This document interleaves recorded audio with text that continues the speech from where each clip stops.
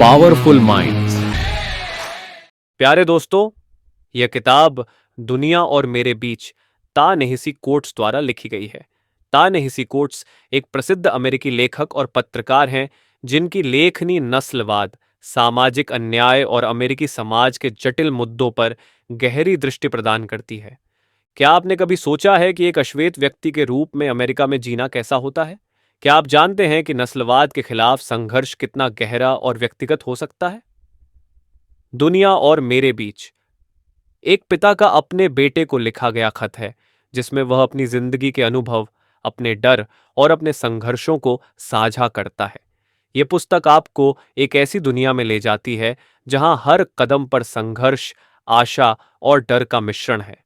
ता-नेहिसी quotes की यह कहानी सिर्फ एक व्यक्ति की नहीं बल्कि पूरे समुदाय की है, जो आपको झकझोर कर रख देगी और सोचने पर मजबूर कर देगी कि हम एक समाज के रूप में कहां खड़े हैं। तो चलिए शुरू करते हैं। प्रिय बेटे, ये पत्र मैंने तुम्हारे लिए लिखा है ताकि तुम समझ सको कि इस दुनिया में, विशेष रूप से अमेरिका में, एक काले व्यक्ति के रूप में जीना क्या होता है। मैं चाहता हूं कि तुम जानो कि तुम्हारी त्वचा के रंग के कारण तुम्हें किन कठिनाइयों का सामना करना पड़ सकता है और तुम्हें अपने आत्मसम्मान और पहचान को कैसे बनाए रखना है। यह पुस्तक तुम्हारे भविष्य के लिए एक मार्गदर्शक के रूप में काम आएगी, जिससे तुम अपने अधिकारों और कर्तव्यों को समझ सकोगे और एक मजबूत और आत्मनिर्भर व्यक्ति बन सकोगे। अध्याय 1, अमेरिकी स्वप्न और काले शरीर। अमेरिकी स्वप्न। अमेरिकी स्वप्न एक ऐसा विचार है जिसमें हर व्यक्ति के पास अपने मेहनत और लगन के बल पर सफलता प्राप्त करने का समान अवसर होता है। ये एक ऐसा सपना है जिसमें हर किसी के पास अपने सपनों को पूरा करने का अवसर होता है। लेकिन काले अमेरिकियों के लिए यह सपना अक्सर दूर ही रहा है। उन्हें हमेशा ही सामाजिक, आर्थिक और राजनीतिक बाधाओं का सामना करना पड़ा है। काले शरीर की अवधारणा, काले शरीर का अस्तित्व हमेशा से ही खतरे में रहा है। यह केवल एक भौतिक शरीर नहीं है, बल्कि एक प्रतीक है जो नस्लीय हिंसा और भेदभाव का शिकार होता है।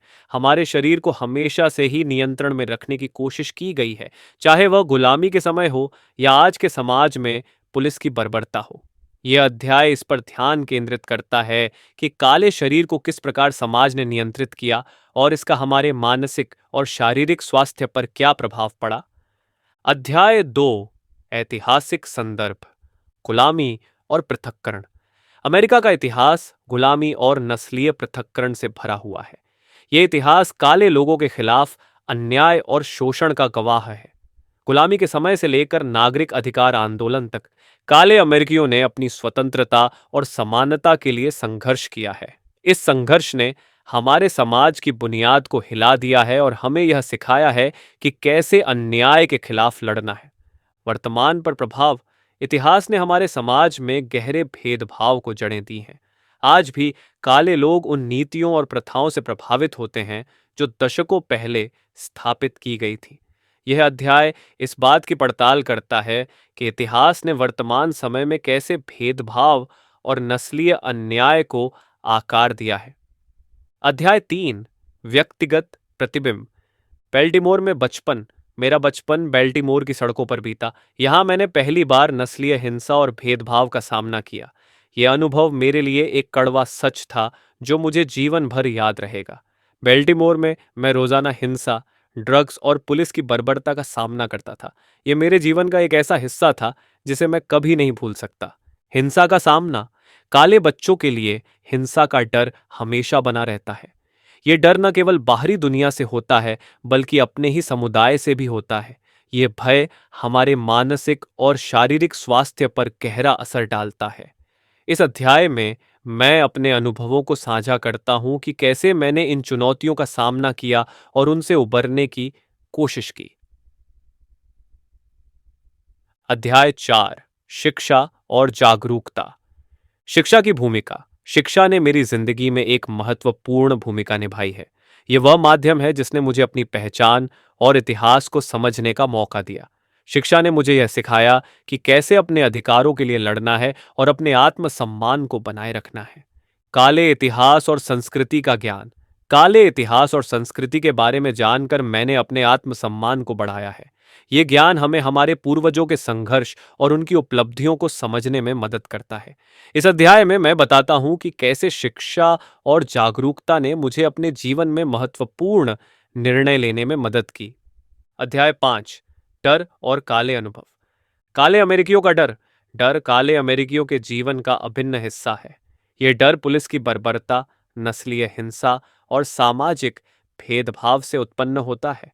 ये डर हमें हमेशा सतर्क रहने पर मजबूर करता है और हमारे जीवन के हर पहलू को प्रभावित करता है। व्यक्तिगत किस्से।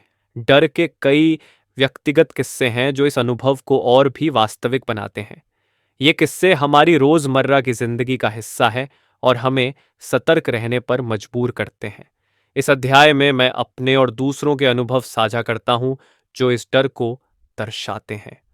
अध्याय 6, सशक्तिकरण और प्रतिरोध। काले प्रतिरोध की कहानियां हमें साहस और प्रेरणा देती हैं। ये कहानियां हमें बताती हैं कि कैसे हमारे पूर्वजों ने अन्याय के खिलाफ लड़ाई लड़ी और अपनी पहचान को बचाया। यह अध्याय उन वीर योद्धाओं की कहानियां साझा करता है जिन्होंने अन्याय के खिलाफ लड़ाई लड़ी और हमारे समाज को बदलने में मदद की। इतिहास और संस्कृति को पुनः प्राप्त करना। अपने इतिहास और संस्कृति को पुनः प्राप्त करना हमारी जिम्मेदारी है। यह हमें हमारे भविष्य को बेहतर बनाने के लिए प्रेरित करता है। इस अध्याय में मैं बताता हूं कि कैसे हमने अपने इतिहास और संस्कृति को पुनः प्राप्त करने के प्रयास किए और इससे हमें कैसे लाभ हुआ। अध्याय 7, पितृत्व और विरासत। पुत्र के लिए आशाएं और डर। तुम्हारे लिए मेरी आशाएं और डर इस पत्र में व्यक्त किए गए हैं। मैं चाहता हूं कि तुम अपने जीवन में सफलता प्राप्त करो और अपने काले शरीर की गरिमा को समझो। इस अध्याय में मैं अपनी आशाएं और डर साझा करता हूं और तुम्हें सलाह देता हूं कि कैसे इन चुनौतियों का सामना करना है। एक काले बच्चे को पालने की जिम्मेदारियां एक काले बच्चे को पालना एक बड़ी जिम्मेदारी है। इसमें न केवल तुम्हें समाज के अन्याय से बचाना शामिल है, बल्कि तुम्हें अपने आत्मसम्मान और पहचान को बनाए रखने की शिक्षा भी देना है। इस अध्याय में मैं बताता हूं कि कैसे मैंने तुम्हें पालने की जिम्मेदारियां निभाई और तुम्हें एक सशक्त व्यक्ति बनाने की कोशिश की। अध्याय 8, निष्कर्ष। नस्लीय न्याय के लिए संघर्ष। नस्लीय न्याय के लिए संघर्ष अभी भी जारी है। यह संघर्ष हमें हमारी पहचान और आत्मसम्मान को बनाए रखने में मदद करता है। इस अध्याय में मैं बताता हूं कि कैसे हम इस संघर्ष को आगे बढ़ा सकते हैं और एक न्याय संगत समाज का निर्माण कर सकते हैं। आशा और संकल्प। आशा और संकल्प हमें एक बेहतर भविष्य की ओर ले जाते हैं। हमें विश्वास है कि हमारी आने वाली पीढ़ियां इस संघर्ष को आगे बढ़ाएंगी और एक न्याय संगत समाज का निर्माण करेंगी। इस अध्याय में मैं अपनी आशाओं और संकल्पों को साझा करता हूं और तुम्हें एक बेहतर भविष्य के लिए प्रेरित करता हूं। संदेश और सीख। Between the world and me हमें यह सिखाता है कि नस्लवाद एक गहरी जड़ें जमा चुकी समस्या है जो समाज के हर पहलू में मौजूद है। ये किताब हमें आत्मज्ञान, शिक्षा और साहस के महत्व को समझाती है और यह भी कि कैसे हमें अपनी पहचान और इतिहास को संजो कर रखना चाहिए। इसके माध्यम से हमें यह भी समझने का मौका मिलता है कि हम भविष्य की पीढ़ियों के लिए एक बेहतर दुनिया कैसे बना सकते हैं। आशा करते हैं कि यह वीडियो आपको काफ़ी पसंद आया होगा। तो ऐसे और वीडियोस के लिए बने रहिए हमारे चैनल पावरफुल माइंड्स के साथ। धन्यवाद।